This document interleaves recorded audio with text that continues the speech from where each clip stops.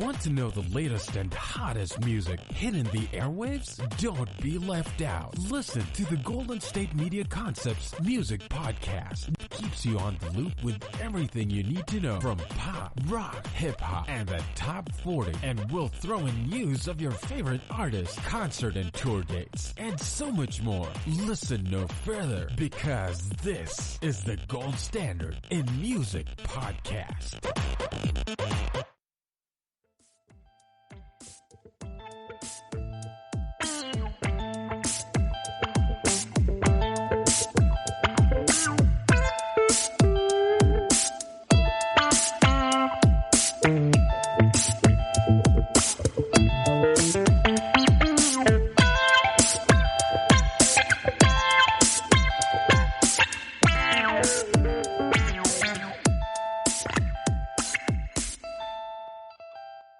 Thank you for tuning in to the GSMC Music Podcast, brought to you by the GSMC Podcast Network. As always, you're with your host, Rory O'Toole, and we got a great show for you guys today. We're going to be doing a August in Review episode, so we're going to go through the most notable tracks of the month that just passed. We're also going to go into the biggest news of August and talk about the best albums of the month before finishing up with a little surprise. So, without further ado, your time is all valuable, so I don't want to keep you waiting. Don't want to beat around the bush. Let's just get into it. Notable tracks of the month of August is, of course, you have to start with WAP with Cardi B featuring Megan Thee Stallion. This song set off a firestorm of controversy and conversation, which was exactly what it was designed to do. No surprise there. You had people taking it not as a song, but as a symbol of either the progressivism of our culture or the backwardness or amorality of the current day, depending on where you land on the political spectrum, or just, you know, what your sentiments are on a music video and a song that is quite X-rated. So, you know, it was not really about the music a lot of the time. The focus was not exactly on what they were saying, but how they were saying, what the insinuations were behind it. I mean, obviously, in the title alone, you get a lot from that. There was just a lot of think pieces, a lot of opinions being thrown around about a song that was clearly designed to be controversial. And as they say in show business, all press, good or bad, is good press. And that turned out to be the case here, because this song, I think, is still number one in America, if not the world at the moment. The music video, which is basically the one driving the conversation as well, beyond just the song itself, is a massive hit, viral sensation. You had people like Kylie Jenner and Normani making cameos in that, and Cardi B and Megan Thee Stallion, you know, in a nice CGI-filled Alice in Wonderland adult hip-hop version of all that. So it was a song that accomplished exactly what it set out to do. It's dominating the charts, dominating the conversation, which was by design. Moving on, we have Eki Yomando, Kali Uchis featuring Rico Nasty. Again, I apologize if I mispronounced that. Like I said in an earlier episode, did not do well in Spanish class, so any struggles with that language lie with me. This is essentially just a bilingual banger, I have to say. You got assertive female energy throughout this thing. Play this loud in a car. It will knock You got eccentric personalities in both Kali Uchis and Rico Nasty. They are a great match, playing off each other so well. And the two trade off, these passages of rapping and singing, and English and Spanish. Gives you a nice palette of just musical talent. And it's aggressive, it's amusing, it's just assertive as hell, like I said earlier. Give this one a listen. Miley Cyrus dropped a song, I know, we haven't heard from her in a while, called Midnight Sky. She actually performed that at the VMAs. We touched on that during the last episode where we went over the VMAs. This is a post-divorce dark disco anthem. Is, kind of fits into that 80s aesthetic funk pop, disco pop sound that is back in vogue, most notably with people like Dua Lipa and Mark Ronson. This fits right in there with Cyrus's, notable singular voice. And it's definitely about her split from Liam Hemsworth. So anyone who's interested in Hollywood drama, this is a song you definitely want to check out. Speaking of Dua Lipa, she dropped a remix of her song Levitating with Madonna and Missy Elliott. So the star power on that is quite ridiculous. Great energy. Just an enhanced, elevated pop song right here. Dua Lipa keeps killing it. She is really a world conqueror. I've said I think she's going to be the pop star to dominate the next 5 years. My prediction's looking good right now because this is another hit, another one that's going to dominate the charts. Now, in quarantine, we have not been able to go to the movies, but theaters are starting to open up again, depending on where you are in the United States. And the big blockbuster that's coming right now is Tenet, the Christopher Nolan film. And to accompany Tenet and to promote it, Travis Scott dropped his song The Plan, which is, I don't know if it's the theme song for the movie, but it definitely features prominently in the film. And it's a pretty typical Travis song. It's atmospheric, it's dark, it's moody, filled with some humming. You got your burst of bars. All things we expect from Travis Scott.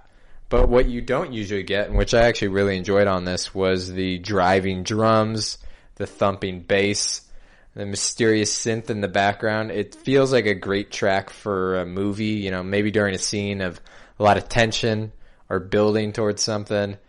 This song will definitely fill an IMAX theater. BTS, the K-pop supergroup, their song Dynamite was released in August, and that became the first #1 hit on the Billboard charts authored by a Korean musician or Korean band, so making history there. And it's just a bright sunflower track. Almost sounds like Maroon 5 with some Bruno Mars horn sections in there. It's catchy. All the good stuff you want from a pop song. Pharrell dropped a song Entrepreneur with Jay-Z, the entrepreneur king himself. We talked about this on an earlier episode. Not really my favorite, but it is notable because you're reuniting Jay-Z and Pharrell, and that's always a good combo. So, maybe you'll like it. Maybe you just want to check out another Pharrell-Jay-Z collaboration. It is cool when they get together. I just wish the song could have been a bit better.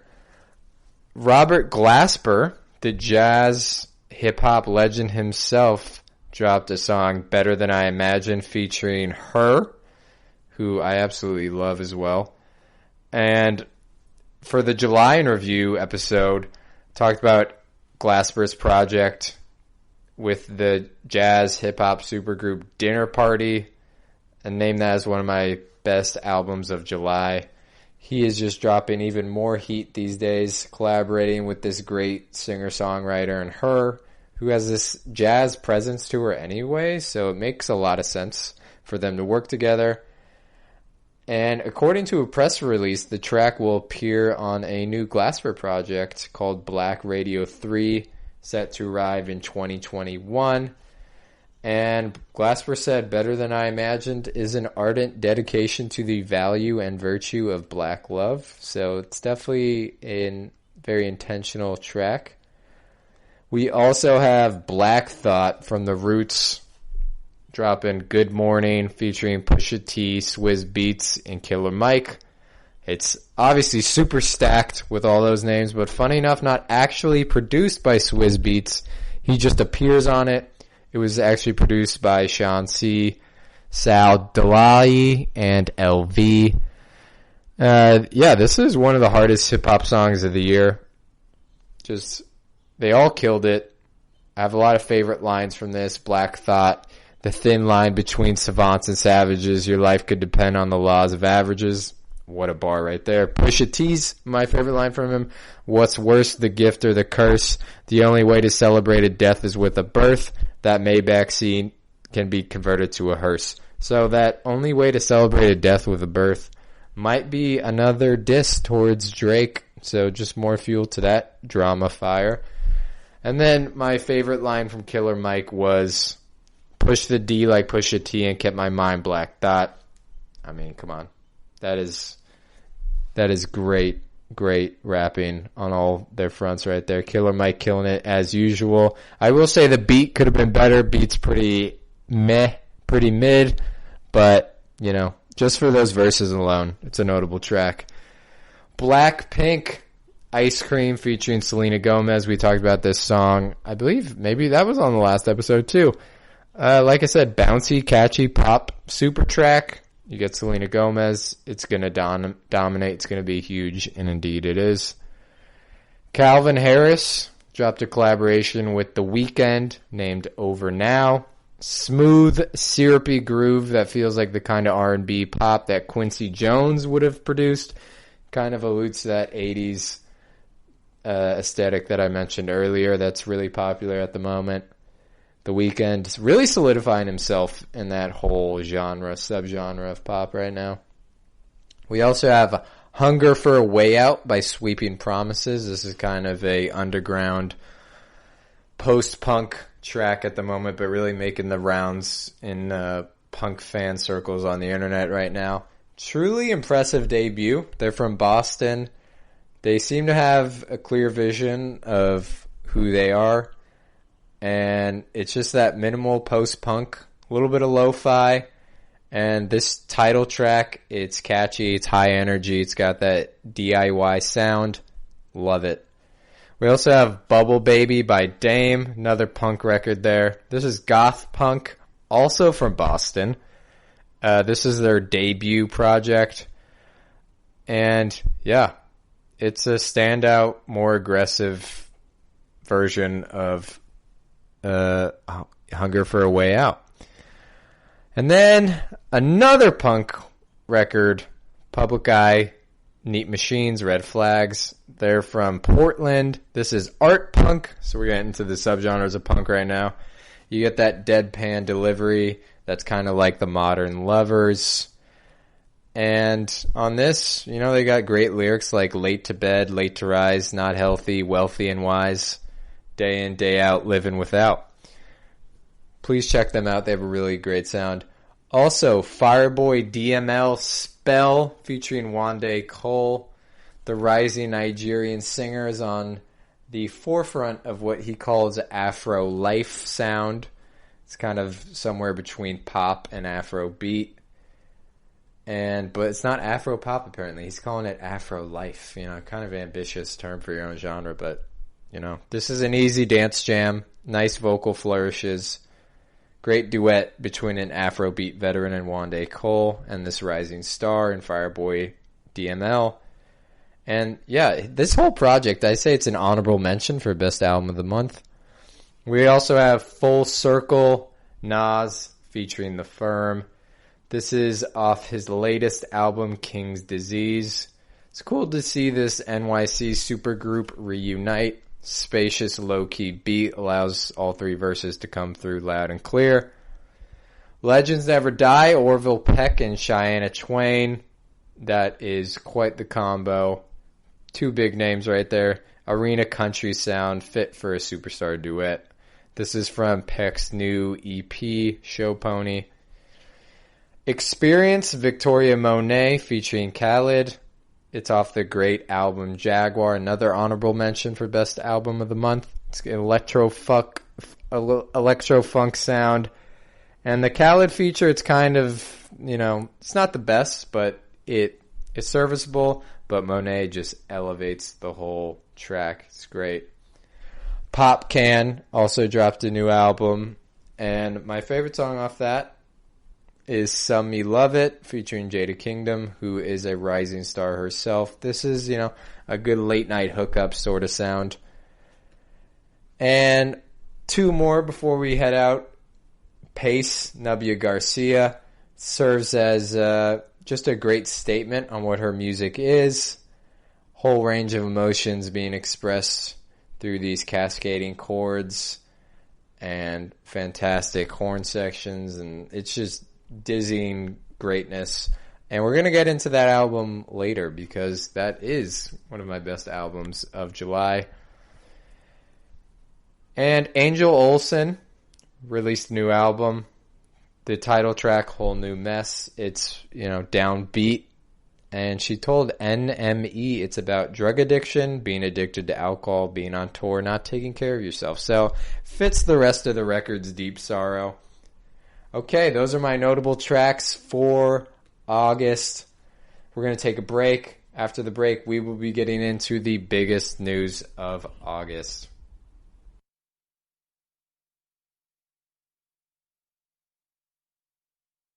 Always on the go, but the day just won't be one without your Hollywood fix. Let Golden State Media Concepts Entertainment Podcast take care of that. An all-inclusive look of pop culture.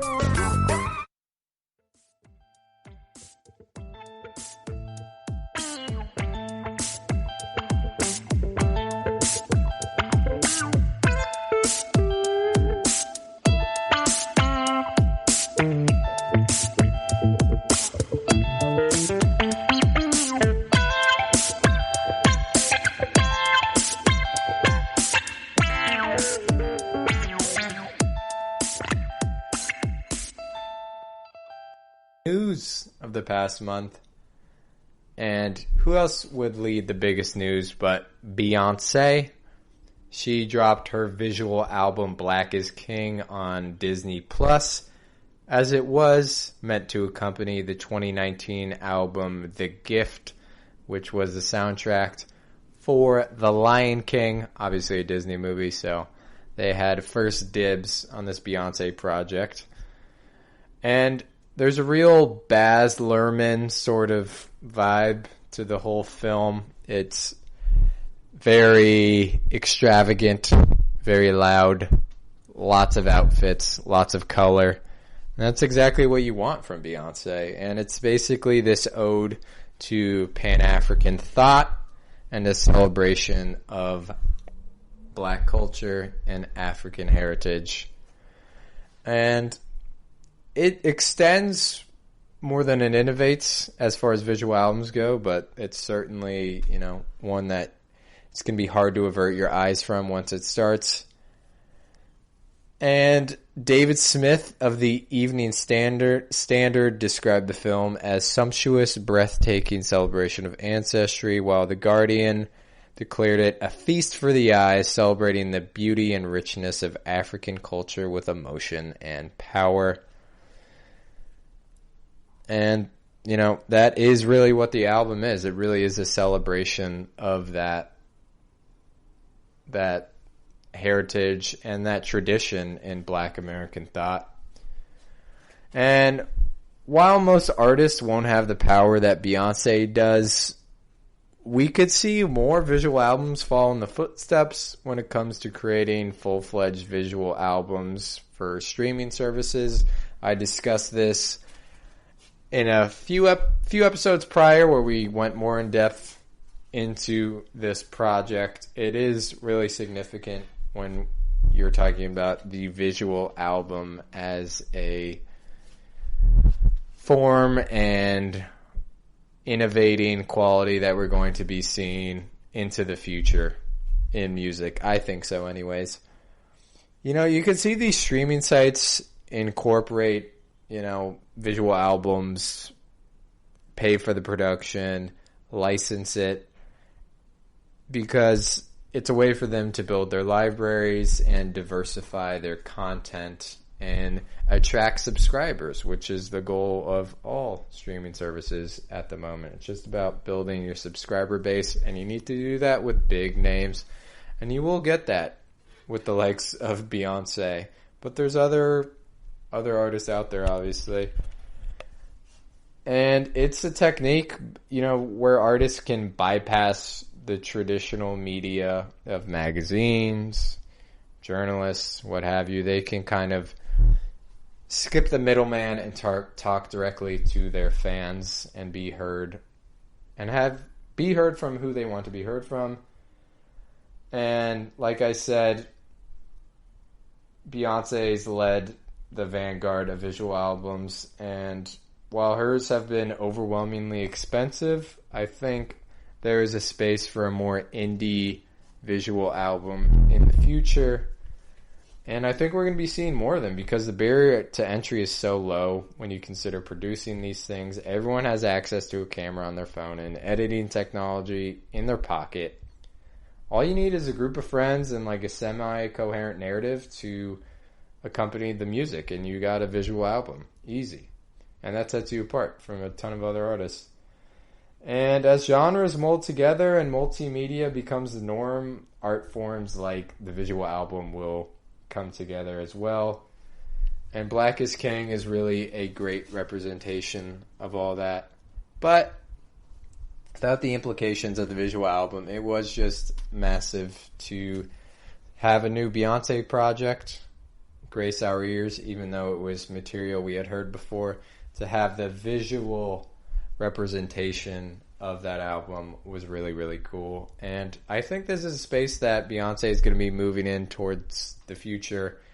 She's someone who's almost too big for just an album. She needs all these other things to accompany it to really make it feel like as big a deal as it is, which is everything that she does. Also, the Beatles celebrated, I don't know if they celebrated it, it was the 50th anniversary of their breakup.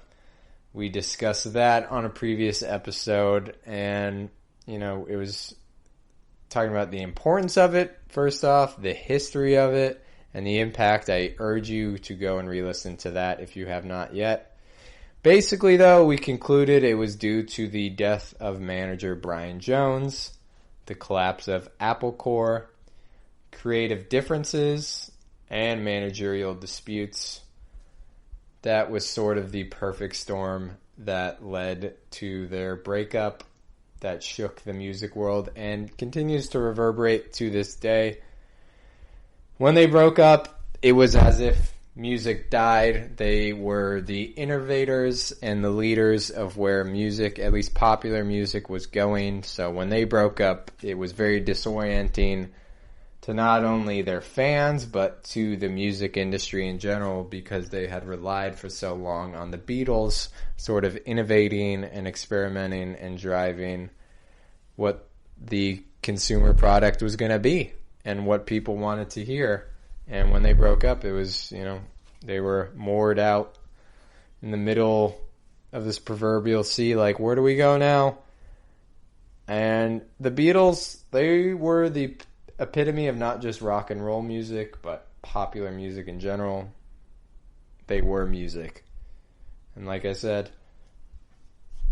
they were so synonymous with culture that them breaking up was considered a monumental event, not only in music history, but in the history of Western civilization, and a symbol of the final collapse of the British Empire.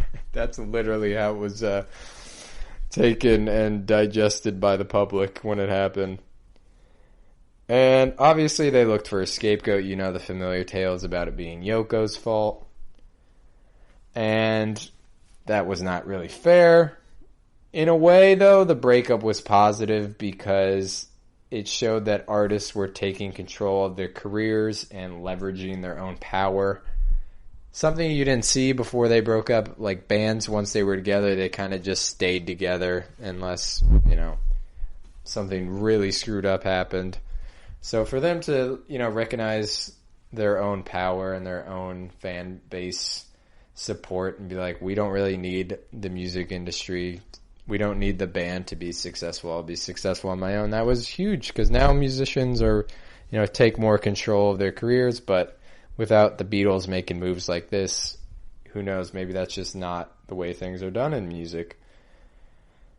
And they were not only on the forefront of music, they were, on the forefront of breaking up. The legacy of this breakup was, how do bands break up? It has to be messy, it has to be in public, it has to be dramatic, it has to have people taking sides, people trading shots in the press, all that good stuff that we love when there's public breakups between bands or artists or, even on The Bachelor these days. And they all made great solo records afterwards, especially George Harrison, so, maybe you never get that if they don't break up.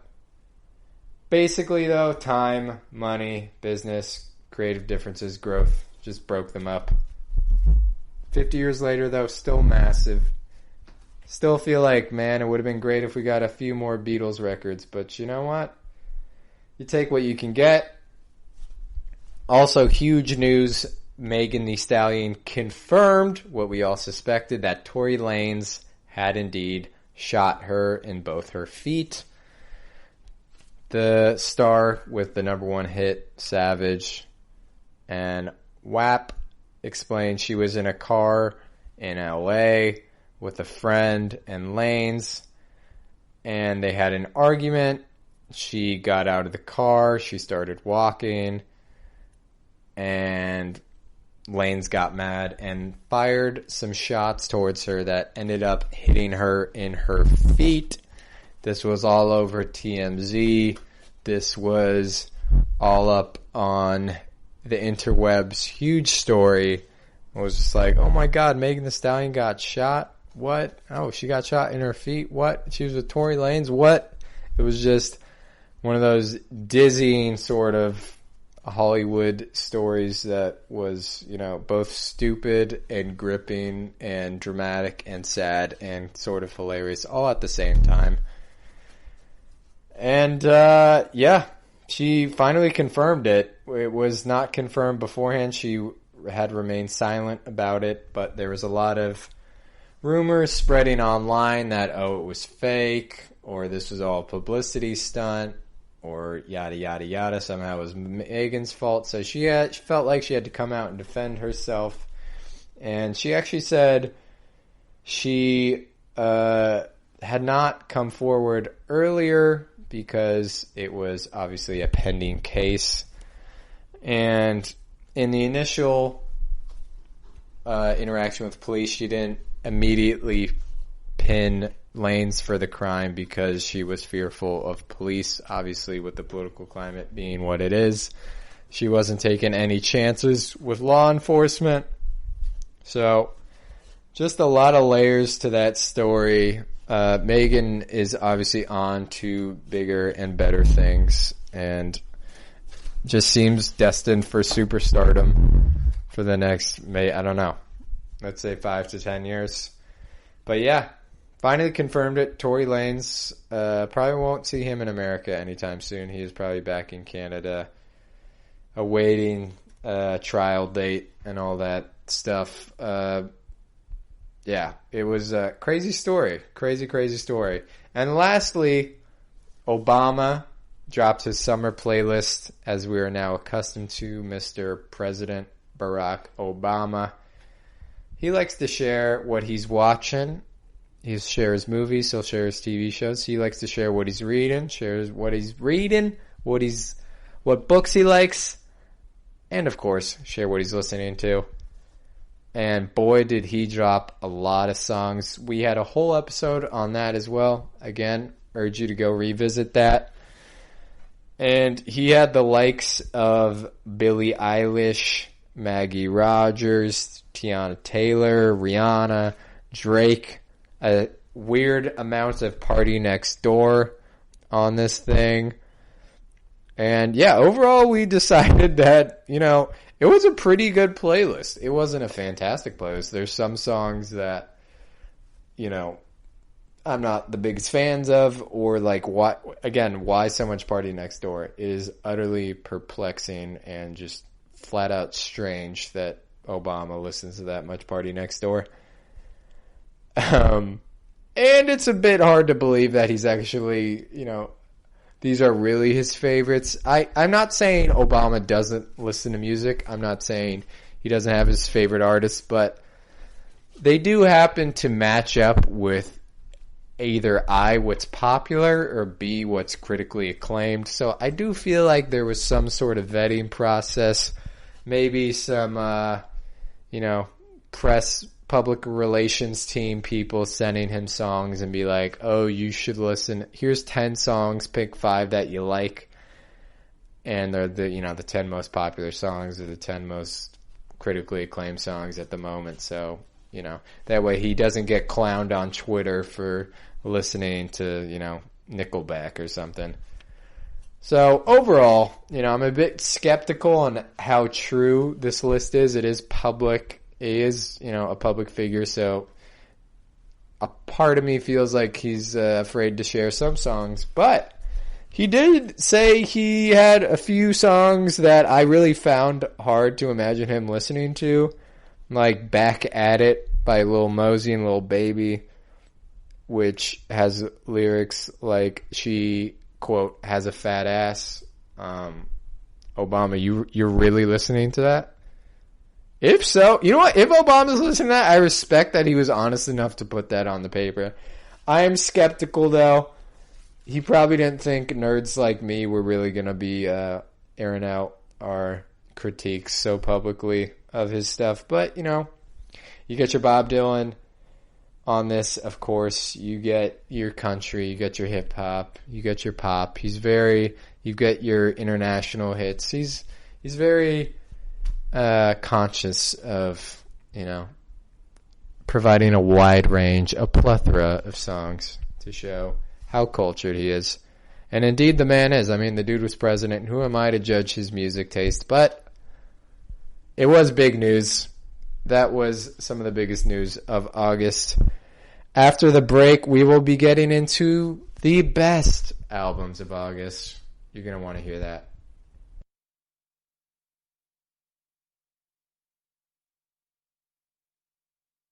Tired of searching the vast jungle of podcasts? Now listen close and hear this out. There's a podcast network that covers just about everything that you've been searching. Hey! The Golden State Media Concepts Podcast Network is here. Nothing less than a podcast bliss with endless hours of podcast coverage. From news, sports, music, fashion, cooking, entertainment, fantasy, football, and so much more. So stop lurking around and go straight out to the Golden State Media Concepts Podcast Network. Guaranteed to fill that podcast itch. Whatever it may be. Visit us at www.gsmcpodcast.com. Follow us on Facebook and Twitter and download us on iTunes, SoundCloud, and Google Play.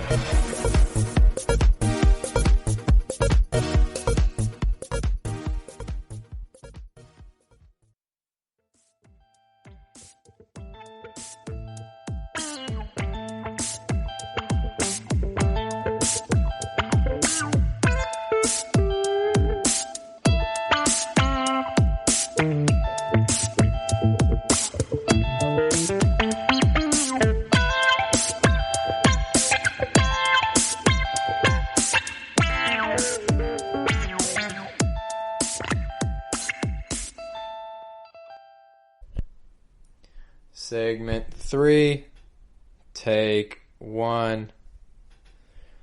Welcome back to the show. We have covered all the important music stuff of August. I am your source for what just happened this month. What even is time in the time of the pandemic? Look, I have a hard time keeping track as well, but this is why you need to listen to this podcast. Not only will you receive music knowledge, You will receive knowledge on basic things like what month is it? What year is it? Well, we just got through the biggest news of August 2020. We got through the most notable tracks of August 2020. Let's get into the best albums of August 2020.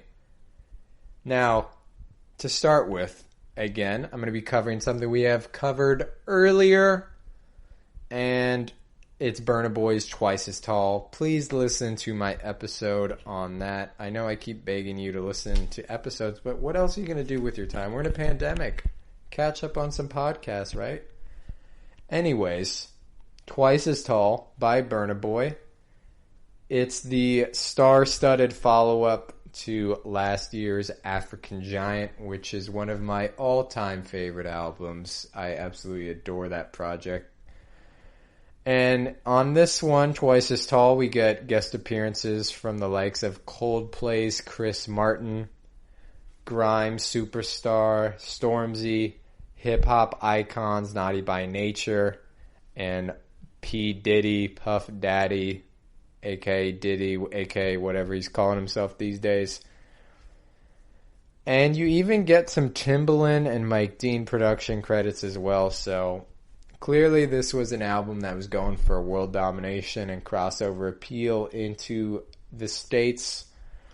The sound, it's Afrobeat, it's hip-hop, it's dancehall, it's Afrofusion, and it is just goodness. It is delicious for your ears. He is the leader of this new crop of African stars that's increasingly popular in the West. You know, that might be due to the widespread availability of it via streaming and, you know, just other aspects of the internet that make, you know, global sounds more accessible in this day and age. And it's a sound of his own he calls Afrofusion, which is a mix of Afro beats and other genres that we mentioned, dancehall and hip-hop. And it's always going to be hard to top African Giant. That was basically his magnum opus, but I thought this was a very satisfying sequel. It's really great to watch him balance his signature sound while still growing as an artist, still evolving. Songs like Bebo and Kama provide, you know, familiar danceable rhythms, low-key Burna crooning, and Yoruba refrains that sort of hint at Burna Boy's club music roots. Wonderful is sort of the clear, radio-friendly single that's, you know, a good, unchallenging introduction to Burna, and a warm celebration of Africa as the motherland of not only Africans, but mankind as a whole. Other songs like Onyeka is a bright Afrofusion patented classic love song. Gets you moving, gets you grooving, gets you smiling while subtly receiving messages about Nigerian political thought leaders, and, you know, like Onyeka Onwenu. And like I said, working with Diddy, that was an attempt at further American presence and approach some dominance, at least in the African space. And it's clear that Burna, he's entering his prime, but he's still got the hunger and he's still got the vitality shown on African Giant. Now, African Giant, it's going to be hard to replicate, but as long as he keeps his eye on the prize and keeps moving creatively, musically, we're going to see even more from him. It's a good sequel.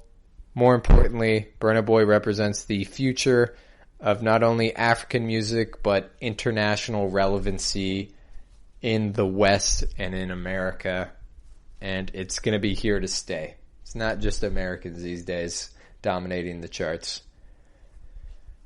Another great album that came out in August, Flo Milli's Ho, Why Is You Here?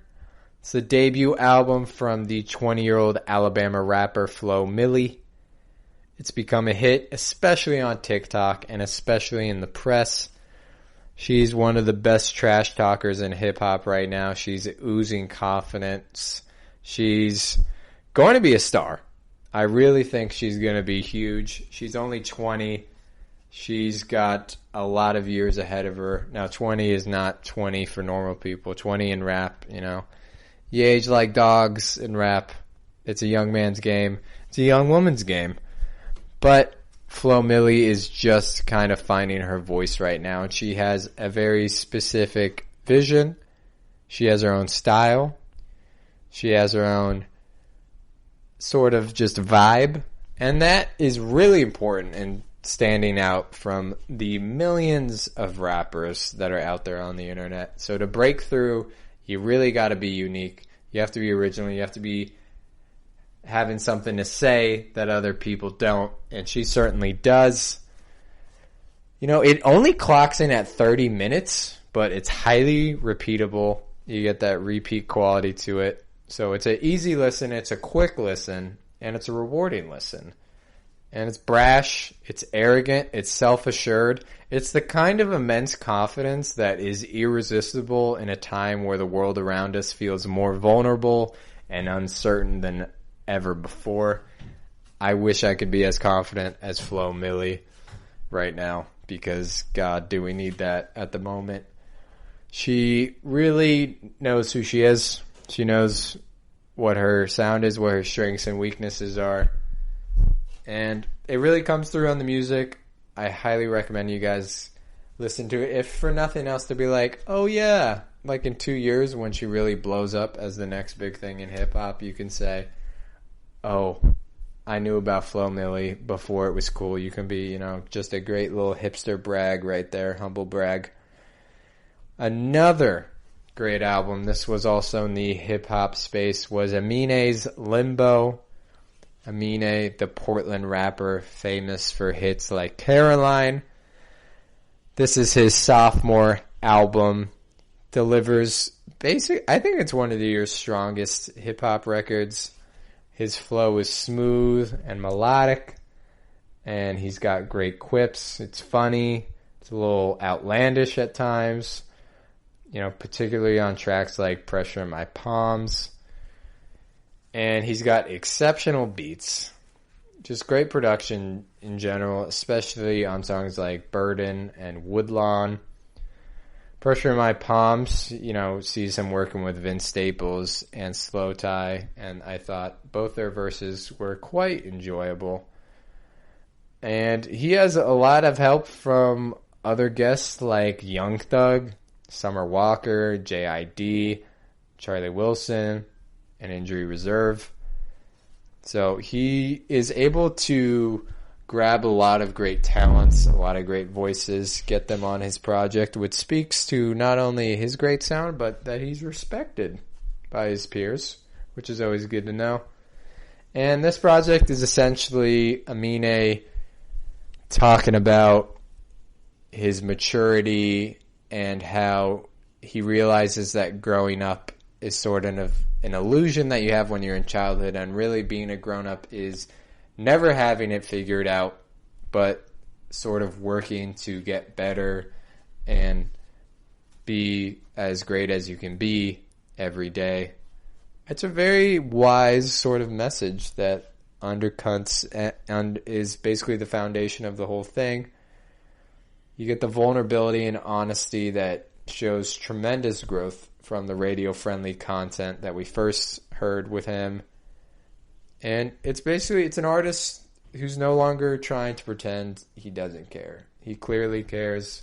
He's vulnerable on this. He's relatable. And it's one of the best, you know, coming-of-age albums I've heard in a while. Highly recommend. And it's just a fun listen. I'm making it sound more serious and somber than it's really not. It is a bouncy, fun, great record. Also, TK Miza's record just came out. Last year was Weird Volume 2. Following in Sampa the Great's shoes, Miza is helping us disassociate Australian hip-hop from Iggy Azalea. She's got a great combination of sounds, from bedroom pop to alternative R&B to Camp Flog Gnaw style hip-hop. She is hugely versatile. Songs like PB Jam, it's kind of this psychedelic, funky, catchy cut, while Awake, featuring JPEG Mafia, and Grasshopper are hardcore drill songs that fit somewhere between London, Chicago, and a mosh pit.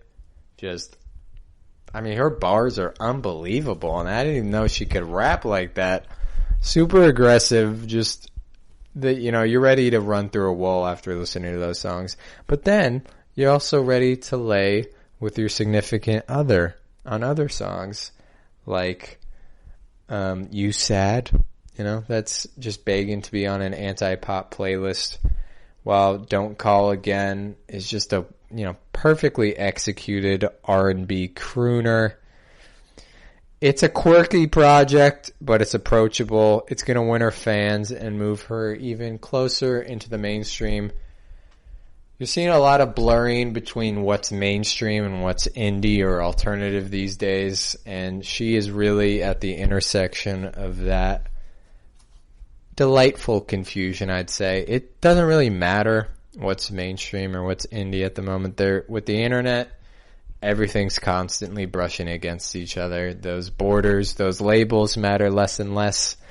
And Misa is really embracing that and taking full advantage. And on this project, she shows her range. So if you like R&B, if you like hip hop, if you like indie pop, if you like indie rock, if you like any of those genres, I urge you to check out this project. She's just super charismatic as well. Just something about her, you want to come back and listen, or at least, watch her perform, watch her interviews. Just great. And it's fantastic that it's helping us forget Iggy Azalea's existence. That's a win in my book.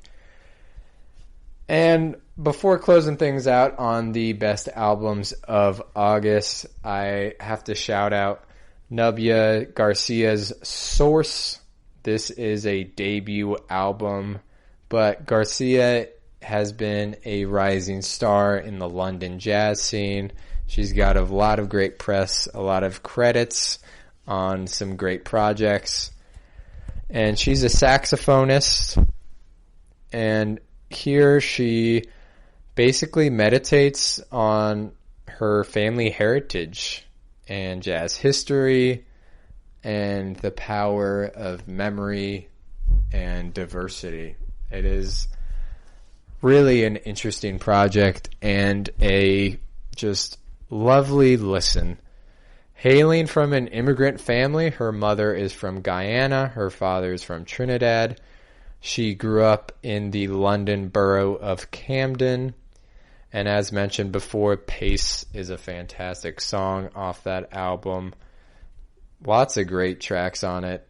It's only 9 songs, but they're all quite long, sort of in the 6 to 10 minute range. If you listen to jazz, that's normal. If you don't listen to jazz, you might be thrown off by that, but jazz, you gotta ride the peaks and valleys of those songs to fully appreciate it. You gotta give it space to play and sort of jam. And they definitely do here. And it's just a really vital project. Another great jazz album. And you're seeing her go from the Caribbean to Africa to London to America, embracing all these sounds from all these different places. It's really fascinating and thrilling to listen to. It's not boring jazz. This is jazz that gives you energy, gives you life. Just a fantastic project. And I think she's just getting started. This album is already getting rave reviews. She's probably your favorite musician's favorite musician. She's that kind of sound, that kind of mastery of her craft. And London has a great jazz scene at the moment. So if you're a jazz fan, check out some London artists. And, it's just a fantastic project. Fantastic. And after the break, we will be getting into the big surprise I have for you guys. Stick around for that.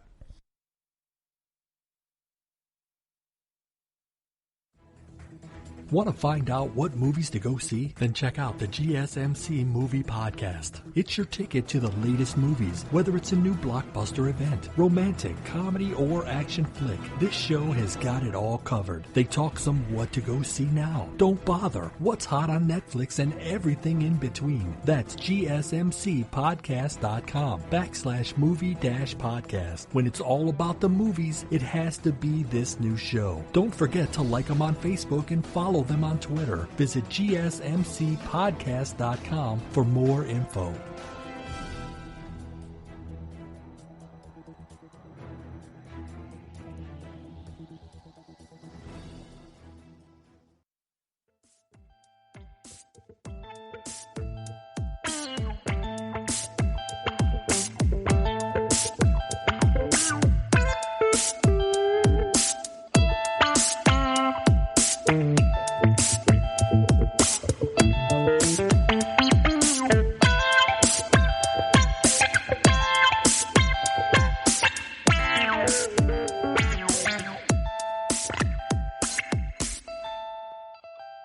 Welcome back.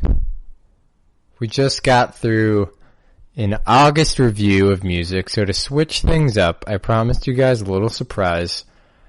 I want to talk about my fantasy music festival. Now, obviously, summer is a time for music festivals, summer camp, summer activities.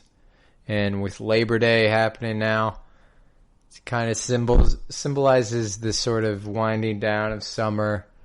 So, as a tribute to summer, bring it back into the music sphere, I want to talk about my fantasy music festival, what I would want, who I'd want to hear, where I'd want it to be. Fantasy music festival. This does not have to be constrained by if people are alive, if they were alive at the same time. Yeah, I don't want to hear any arguments against it. This is pure fantasy. Suspend all reality. Suspend all excuses. This is just about if you had the ability, if you played God for one day and you could create, I don't know if you're God, why you're doing a fantasy music festival, but let's say you are. Let's say you've exhausted all the other God options. So now you're doing the fantasy music festival. And there's a lot of ways you could take this. There's a lot of places you can go. Me personally, from my music festival, I want the top-notch acts. I want the best of the best. I want people in their prime, at their peak. I need them at their strongest. It's got to be their best show that they ever put on, their strongest ever, where their voice was, where they were creatively, where they were musically, all that. I've even got some set lists written out here for who I'd want to perform. So this would be day one. We'll probably do future episodes where I talk about my Fantasy Fest. Now, this is just day one. So if I mention someone and you're like, how did you not put that person? Maybe it'll be on my day 2. Maybe it'll be on my day 3. Or maybe we just disagree on that. Now, day 1 is very important. Day 1 of a music festival, that sets the tone. That tells you where it's going to go, what kind of music you can hear, what the crowd's going to be like, what the overall vibe is. So, it's very important. It's like a first date. It's got to go well. If the first date doesn't go well, what's the future? Are people really going to show up? No. They're going to think it's lame. So you got to come out the gates. You've got to blow them away musically. You got to blow them away with the location. You got to blow them away with every single aspect of it on that first day and maintain that the next 3 days. At least for me, if it's a fantasy music festival, I need it to be fantasy inducing. So my location, it's going to be on the island of Hvar in Croatia. And I don't want this on the island of Hvar, which is a very famous club spot in Europe for spring breakers and summer vacationers. It's a lot of DJs go over there, play sets. It's, lots of clubs, lots of bars. It's a big spot. Now, I know I said on Hvar. What I meant by on Hvar, I mean you get to Hvar, and then you take another boat to one of the thousands of islands that surrounds Hvar, which is, if you're not aware of Croatian geography, which is 99.9% of you, it is off the, I believe, the Dalmatian coast of Croatia, so sort of the southern part of Croatia. And if you're not aware of Croatia, so imagine Italy and go across the Adriatic Sea and you will smack into Croatia. It is utterly gorgeous. Some of the warmest water you will ever swim in. Some of the most clear water you'll ever see. And just some of the most beautiful coastline and natural beauty that you ever come across. So it's got that summer vibe to it because it's a beachy place. It's beautiful. It's going to be sunny. It's going to be hot. And it's just everything you'd want from a summer vacation. And you're getting music on top of it. So I want it on an island off the island of Hvar. So you're gonna take a boat out there, definitely. We'll helicopter the accent just to, make it all fancy and professional. So you're already in a beautiful area with fantastic wine and great seafood. That's gonna be the main food courses there that day. So you're in the Mediterranean, that Mediterranean/Adriatic vibe. Think of Greece. Think of, if you've seen Mamma Mia, think of what that looks like. This is what Croatia looks like. Just the most stunning, stunning scenery. And so who do I want leading off my festival? Who do I want setting the tone? There's a lot of places I could go with this. I want my headliner to be David Bowie. Now, David Bowie, he's not the most pop-oriented guy, which kind of fits that vibe of spring break, Euro vacation. But he does have a ton of hits, and it's David freaking Bowie. He's a legend. He's an icon. His catalog is insane. He's one of the most experimental mainstream artists that we ever saw. And he can rock a crowd like no other. If you watch his live shows, he is always getting the crowd jumping and going crazy. And the dude was years ahead of his time. And he probably still is to this day. But you lead off with David Bowie, people are going to be excited. They're going to respect it on a musical level. And they're going to say, David Bowie, I got to see the legend himself. The cultural icon that he is. And I want David Bowie opening with Modern Love. Come on. That's just a classic song. Then he's going to go into Rebel Rebel. Then into China Girl. Then into Blue Jean. Then in Life on Mars, go into his weird territory. Then go a little acoustic with The Man Who Sold the World. Then very androgynous with the Lady Stardust. Then into some Soul Love. Then into some Starman and Space Boy, getting even more spacey. Get real weird, Afraid of Americans. And, progress through there. Get some Golden Years. That's a great dance, funky record. Let's Dance. That's going to get everyone going. The Young Americans. That's going to get everyone going. Dancing in the Street. That's going to get everyone going. Space Oddity. It's going to have people crying. Under Pressure is going to have people moving. Ziggy Stardust is going to have people smiling to their ears. And that's your closer, David Bowie. Setting the tone straight away. Now, after David Bowie, who else do I want? Who do we want following David Bowie? He set the tone.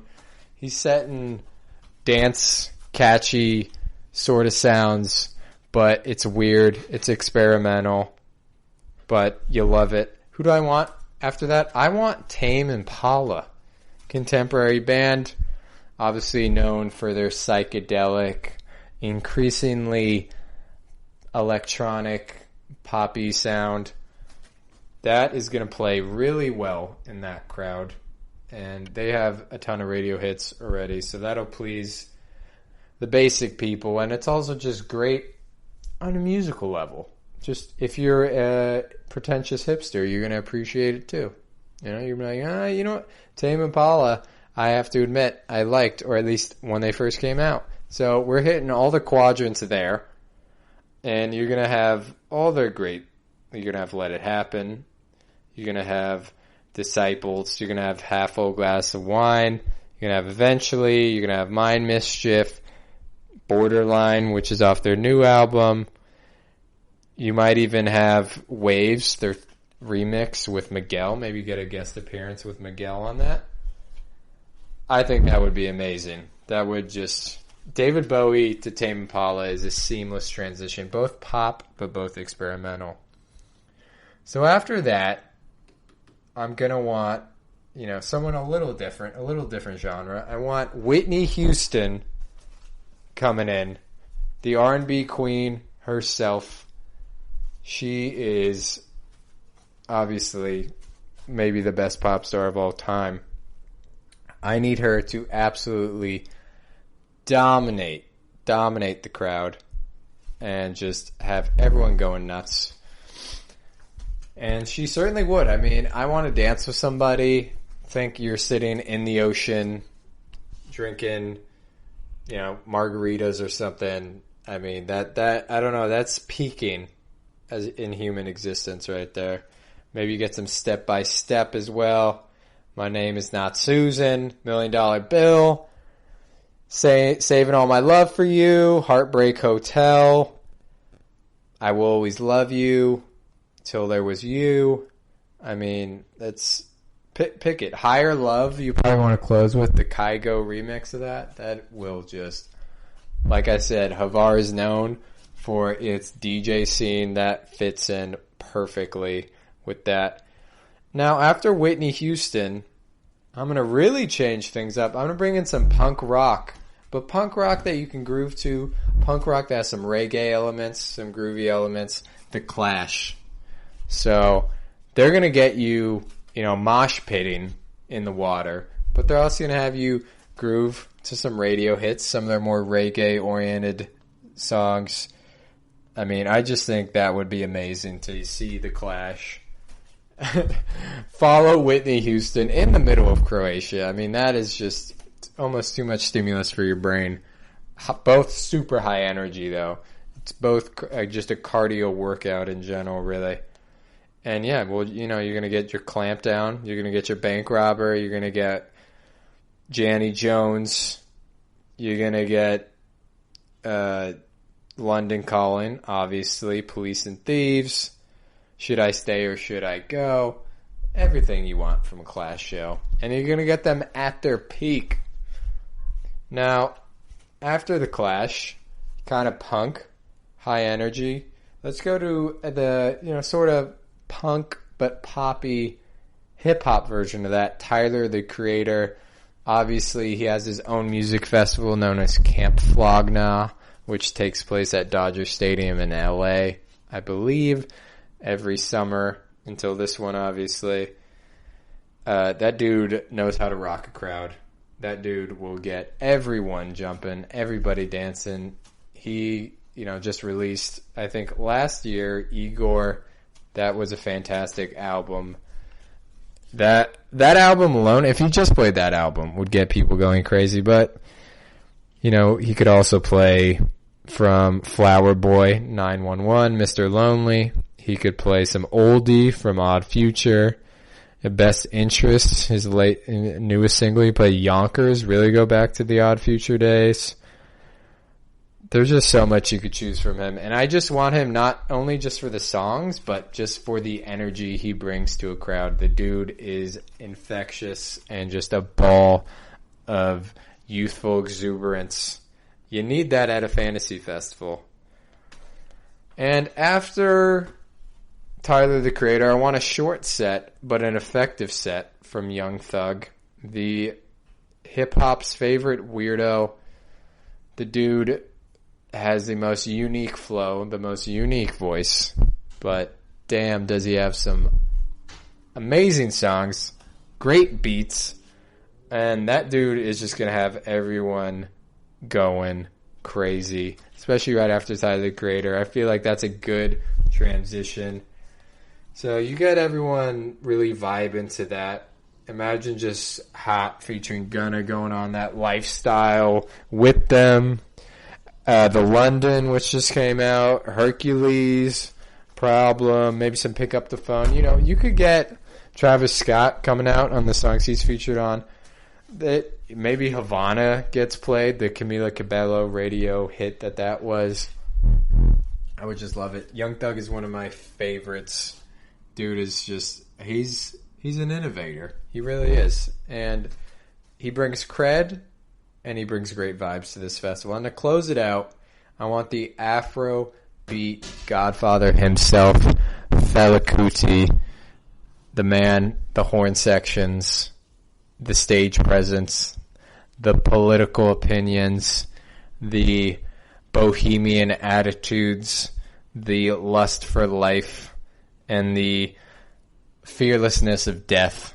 That's what I want from a music festival. That's the vibrancy, the dynamism I want. I want to feel like I'm immortal. And Fela Kuti, we will all feel like immortal beings when he's going on stage. Definitely closing it out with Water Got No Enemy. That is maybe one in my top 10 songs of all time. That is a trophy to the human spirit right there. And that is exactly how you want to end out day one. Exuberant, enlightened, and reborn. Just complete renaissance. That's what you want from day one. And that will really set you up for day two.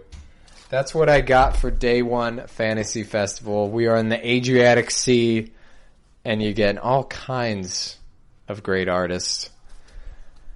Until next time, take care of yourselves. Remember to like the podcast, subscribe to the podcast wherever you get your podcasts.